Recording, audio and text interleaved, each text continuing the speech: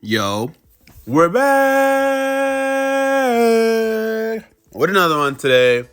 And as you see from the title, it's been a full year, and I still haven't finished the JJK manga. And let me tell you why. The first things first is JJK.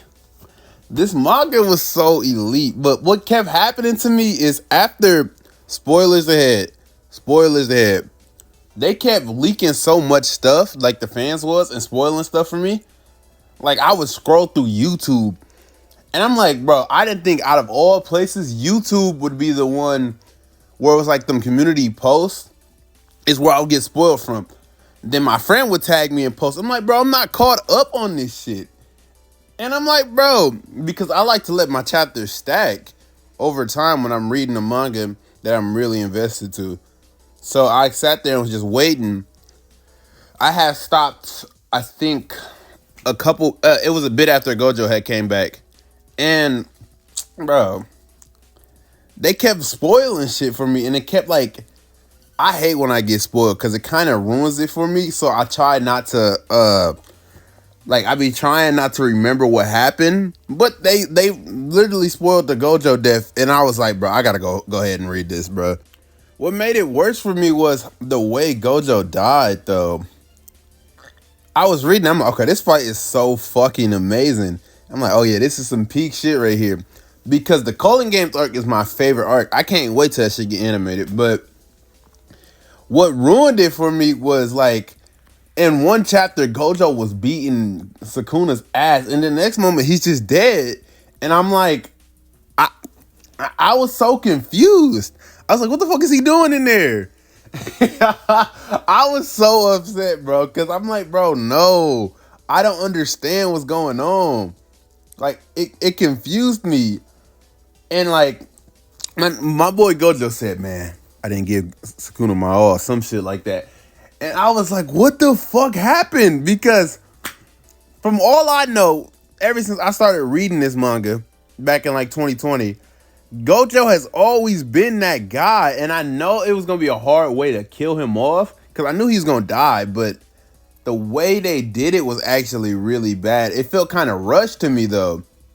And I say this to say, like, because remember back earlier when he was, I know Sukuna wasn't at no full strength or nothing like that, because he was in Yuji's body at that time. And, like, he was sitting on him and all that. But the chapter before, he was literally beating Sukuna's ass. And, like, man, I'm just hoping when they get this shit animated, they actually do it justice. I hope Gege's in there, like, trying to help them fill in the blanks. Because I don't know what happened on his side, but I was so confused, bro. Then you really had, like I kept getting spoiled on so much stuff. I heard Chozo died. And I heard that Shinjuku Showdown was kind of being dragged out. And it's not fair for me to say anything on it because I haven't read it. But from all the spoilers I've seen, I'm like, bro, I'm not really interested in it like that. The only thing I was really interested, because I stopped after that, what was that farm boy name that ended up getting murked by Sukuna? And he just turned old and he fought Hikari and he almost killed Panda. I forgot his name, but I'll probably put him on the screen. But after he fought and Juju's about to come down, that's when I got ready. That's where I stopped at. And I heard Chozo die. I heard they kept bringing hell. I was like, they brought Miguel back. I was like, Miguel? What the fuck is he going to do? And it sounded like they just kept dragging it out. So I just seen all of it by spoilers. Seen Nobra come back by spoilers. I have not read not a single chapter. I've only seen leaks and stuff. And I'm like, bro, I can't read this, bro. I literally don't want to because I don't know. It didn't really hit the same for me anymore after a while. And I'm like, I don't know if that's his fault or that's just me losing interest because of the spoilers and all, but it really didn't seem like there was nothing for me to come back for. And I even hear they got like a whole new manga going down now.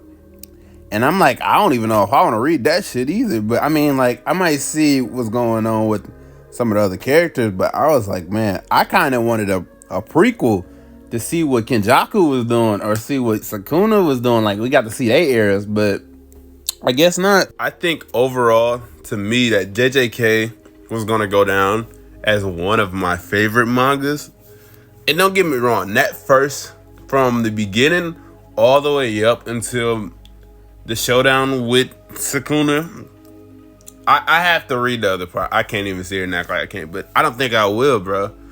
I just don't think I'm that interested in reading it. Maybe one day I will check it out, but from there, from the beginning all the way up to when Gojo had came back, was straight peak to me. And I felt like that first half of, like, I don't even know if you call it the first half, but them a whole bunch of chapters there was really, really where I would have put JJK up in my top 10 like favorite manga ever. The shit was so fucking good, bro. And it sucks that it's a mix of spoilers and it being dragged out, that it had to kind of end that way. And it's like, it felt like there should have been a lot more time and a lot more things thought out, because from what I seen from the leaks and spoilers, it didn't seem that good to me, man. But hey, man, it's all good, bro. It's all good.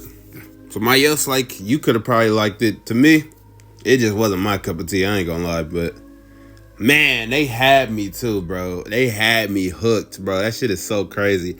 That manga had me fucking hooked ever since I started reading it, because it felt so different. Like, so much felt so, like, it felt so good and different. And I'm like, this is my shit. The Culling Games arc is my shit, like I said multiple times in this video. But man, other than that, y'all, peace out. Love y'all. Bye.